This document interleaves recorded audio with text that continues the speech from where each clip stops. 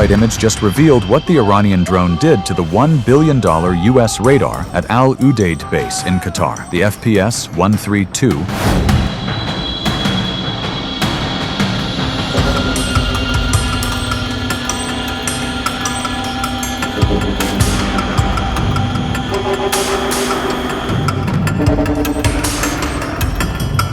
זה הזירה, פה, רמת שלמה פה, כניסה לרמת שלמה פה, הנה הפר, הרכב, כולם בסדר, אחד יצא, הנה הפיר.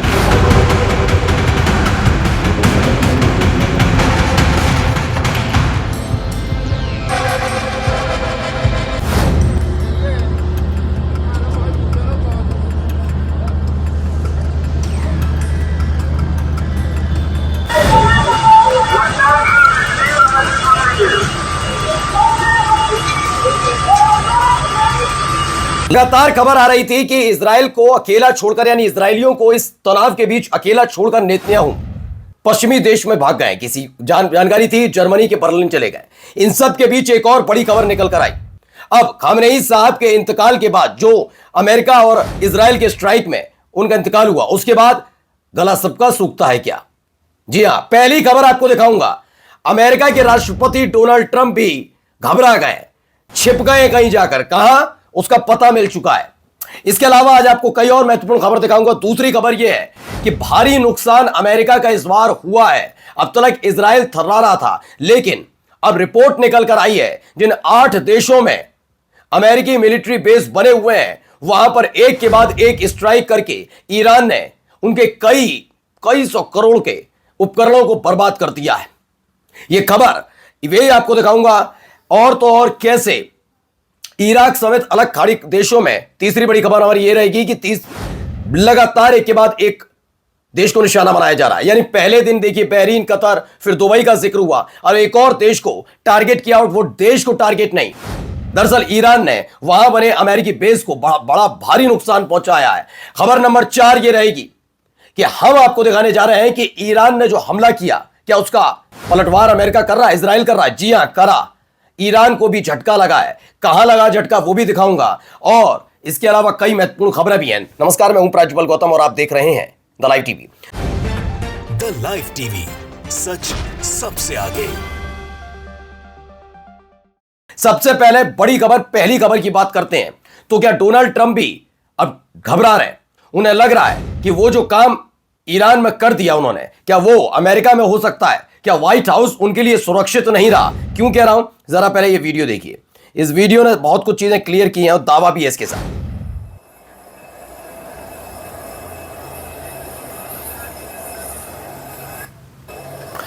तो दावा यह है कि Trump is now leaving the United State due to elevated risk of assassination attempts.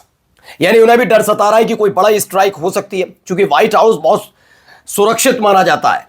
लेकिन जब ईरान को यह सब पता था कि कभी भी अमेरिका हमला कर सकता है, अमेरिका तो ना करे लेकिन इजराइल की तरफ से हमला हो सकता है, तो इन सब के बावजूद भी आखिरकार उतनी सुरक्षा मानकों का ख्याल क्यों नहीं रखा गया और ये इतना बड़ा घटनाक्रम कैसे घटा?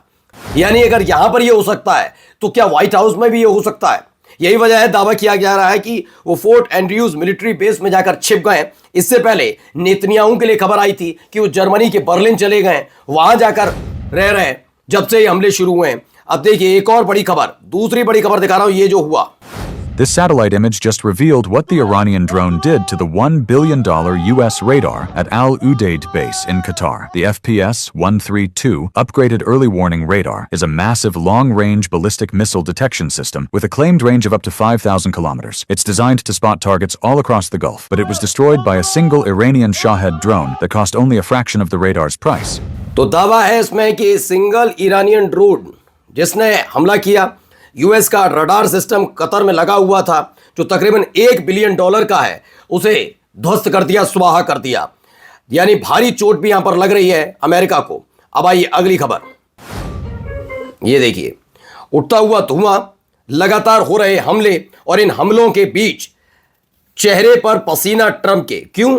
क्योंकि ये जो इलाका है ये इराक है। अब ये दुबई नहीं है, कतर नहीं है, बहरीन नहीं है, इराक के इरबिल में एक के बाद एक हमले हो रहे हैं। अमेरिका का जो मिलिट्री वेपन्स वाला स्टोर है उस पर एक बड़ा हमला ईरान का एक के बाद एक ड्रोन स्ट्राइक इस पूरे इलाके में की गई। आइए एक और खबर, ये वही इराक से निकली वीडियो है, जरा देखते चलिए। ये देखिए, किसी ने अपनी गाड़ी में बैठकर, बस में है या कार में है, जिसमें भी, उसमें बैठकर बनाई वीडियो। धुएं का गुबार उठता हुआ, और ये ड्रोन से किए गए हमले हैं, एक के बाद एक ड्रोन से किए गए हमले हैं। यानी अब इराक उनकी नजर में है।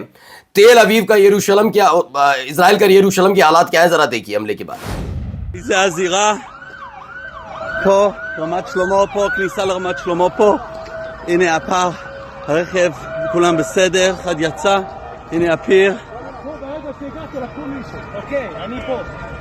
הנה מגיע עכשיו כל ההצלה. איזה שוק. איזה पखत. तो यरूशलेम में कुछ इस तरह के हालात, तबाही का आलम, बड़ा सा गड्ढा, यहां पर गिरी मिसाइल, ऐसा ईरान की मिसाइल गिरी है, ऐसा दावा किया जा रहा है। अलग अलग जगह से निकली हुई तस्वीरों में से एक ये भी है कि जब ईरान ने अमेरिका के मिलिट्री बेस पर हमला किया तो क्या अमेरिका चुप बैठा? नहीं, अमेरिका ने भी हमला किया। इसको लेकर वीडियो है, जरा देखिए। अनक्लासिफाइड बताई जा रही है। इसमें फाइटर जेट खड़ा हुआ था ईरान का, उस पर अमेरिका की स्ट्राइक हुई है। ड्रोन फैसिलिटी और ईरान का जो फाइटर जेट है उस पर बड़े हमले हुए हैं। अमेरिका की तरफ से किया गया यह हमला माना जा रहा है, बड़ा हमला है, अनक्लासिफाइड है, लेकिन फिलहाल यह एक बड़ा हमला अमेरिका की तरफ से भी है। लेकिन इसके साथ साथ ईरान पर कई और जगह हमले हुए देखिए।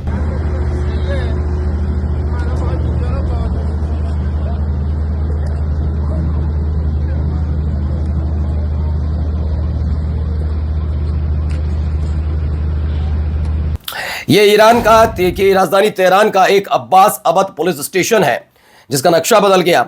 इस पर अमेरिका और इजराइल दोनों ने मिलकर एयर स्ट्राइक की, उसके बाद की ये तस्वीर निकलकर सामने आई है। वहीं यूएई को बहुत भारी नुकसान होता हुआ नजर आ रहा है। जो एक आंकड़ा निकल कर आया कि पिछले 48 घंटे में जब ईरान ने यूएई के अलग अलग हिस्सों में हमला किया, जिसमें खास तौर पर अमेरिका का मिलिट्री बेस था, तो कम से कम $5 बिलियन का अब तक उसे नुकसान हो चुका है।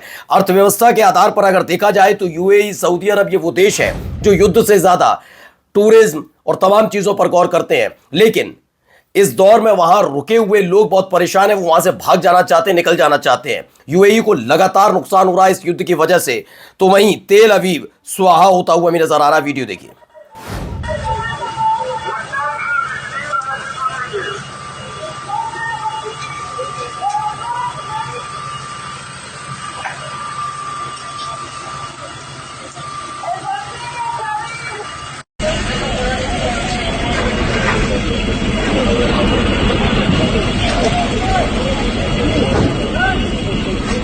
तो तेल अवीव में हमले के बाद हिट हार्ड, यानी कि तेल अवीव में एक के बाद एक हमले अलग अलग जगह। क्या यही वजह है कि फिलहाल पिछले कुछ समय से नेतन्याहू नजर नहीं आ रहे, और इसी से लगता है पुष्टि होती नजर आती है कि वाकई क्या इजराइल छोड़ दिया है नेतन्याहू ने। अब आते हैं, आपको फिर लेकर चलते हैं इराक की तरफ। इराक से ये वीडियो भी निकली, जरा देखिए। एक के बाद एक हमले की यह तस्वीर। इराकी कुर्दिस्तान के एरबिल स्थित अमेरिकी सैन्य अड्डे पर ईरान ने ताबड़तोड़ मिसाइलें अदा की हैं, पूरा बेस तबाह कर दिया।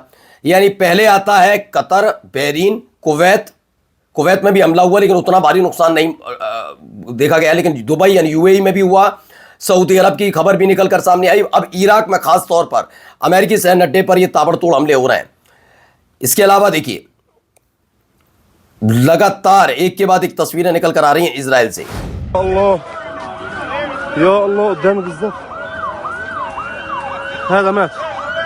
هذول ماتوا بالسيارة.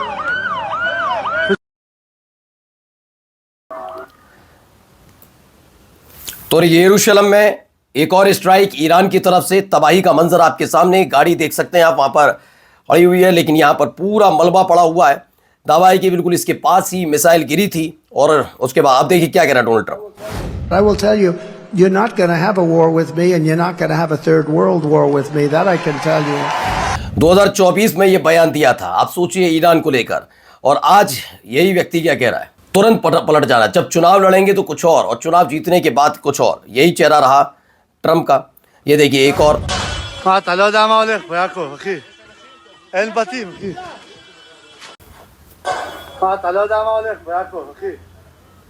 तो बेटे शेमन इलाका है जो बिल्कुल यरूशलेम से सटा हुआ है। यहाँ पर हमला, यहाँ पर हमले के फौरन बाद के हालात क्या है देखिए। एक और हमला उसी इलाके में। तो ईरान की मिसाइलों ने तबाही तो मचाई है। हाँ, ईरान को खासा नुकसान भी हुआ, लेकिन ईरान की मिसाइलों तबाही भी मचाई। देखिए,